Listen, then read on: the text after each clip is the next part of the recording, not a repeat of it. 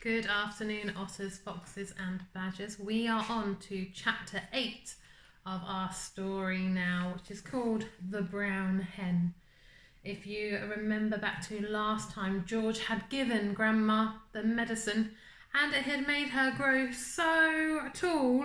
She had not only grown through the ceiling of George's room, she was about to go through the roof as well, and she wanted more of this medicine. After all that moaning at George for growing too much, here was Grandma growing lots and lots and lots. George stood in the farmyard looking up at the roof. The old farmhouse had a fine roof of pale red tiles and tall chimneys.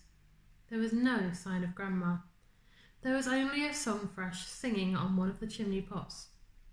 Singing a song. The old Wurzels got stuck in the attic, George thought. Thank goodness for that. Suddenly, a tile came clattering down from the roof and fell into the yard. The song thrush took off fast and flew away. Then another tile came down. Then half a dozen more. Do you know how many half a dozen is? If a dozen is 12, how many would half a dozen be? It would be 6, wouldn't it?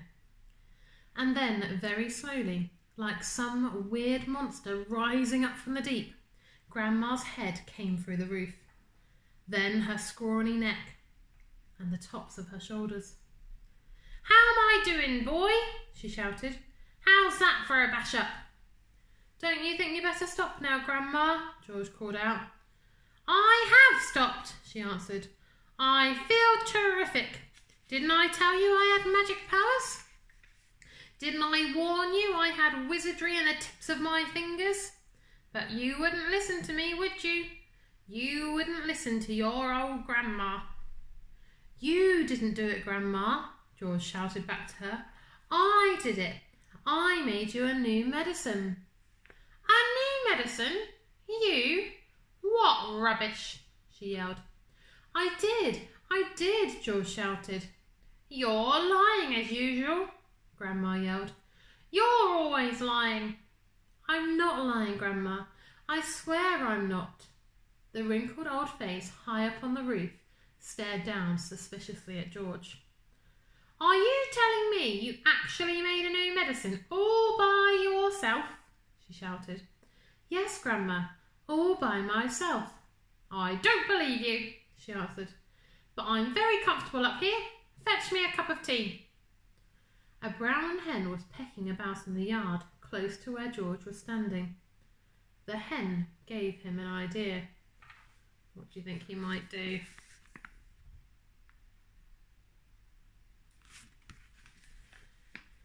Quickly, he uncorked the medicine bottle and poured some of the stuff into the spoon.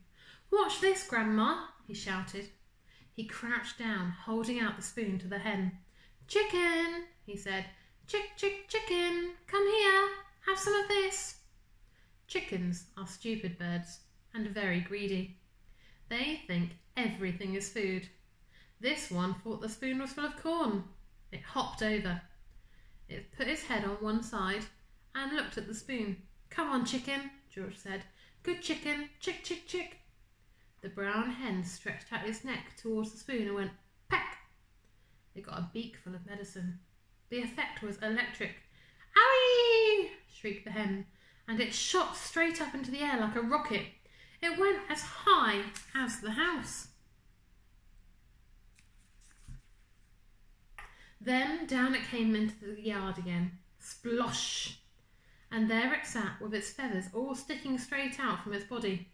There was a look of amazement on its silly face. George stood watching it. Grandma, up on the roof, was watching it too. The hen got to its feet. It was rather shaky. It was making funny gurgling noises in its throat. Its beak was opening and shutting. It seemed like a pretty sick hen. "You've done it, you stupid boy," Grandma shouted. "That hen's going to die. Your father'll be after you now. He'll give you socks and serve you right." All of a sudden, black smoke started pouring out of the hen's beak. Isn't this what happened to Grandma earlier? "It's on fire!" Grandma yelled. "The hen's on fire!" George ran to the water trough to get a bucket of water. "That hen will be roasted and ready for eating any moment," Grandma shouted. George sloshed the bucket of water over the hen. There was a sizzling sound and the smoke went away. "Old hen's laid its last egg," Grandma shouted. "Hens don't do any laying after they've been on fire." Now that the fire was out, the hen seemed better. It stood up properly, it flapped its wings, then it crouched down low to the ground, as though getting ready to jump. It did jump. It jumped high in the air and turned a complete somersault, and then landed back on its feet. "It's a circus hen," Grandma shouted from the rooftop. "It's an acrobat."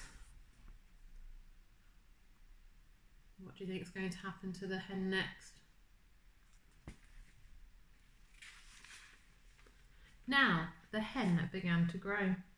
George had been waiting for this to happen. "It's growing," he yelled. "It's growing, Grandma. Look, it's growing." Bigger and bigger, taller and taller it grew. Soon the hen was 4 or 5 times its normal size. "Can you see it, Grandma?" George shouted. "I can see it, boy," the old girl shouted back. "I'm watching it." George was hopping about from one foot to the other with excitement, pointing at the enormous hen and shouting, "It's had the magic medicine, Grandma, and it's growing just like you did." But there was a difference between the way the hen was growing and the way Grandma grew. When Grandma grew taller and taller, she got thinner and thinner. The hen didn't. It stayed nice and plump all along. Soon it was taller than George. But it didn't stop there. It went right on growing until it was about as big as a horse. Then it stopped. "Doesn't it look marvellous, Grandma?" George shouted. "It's not as tall as me," Grandma sang out. "Compared with me, that hen is titchy small. I am the tallest of them all."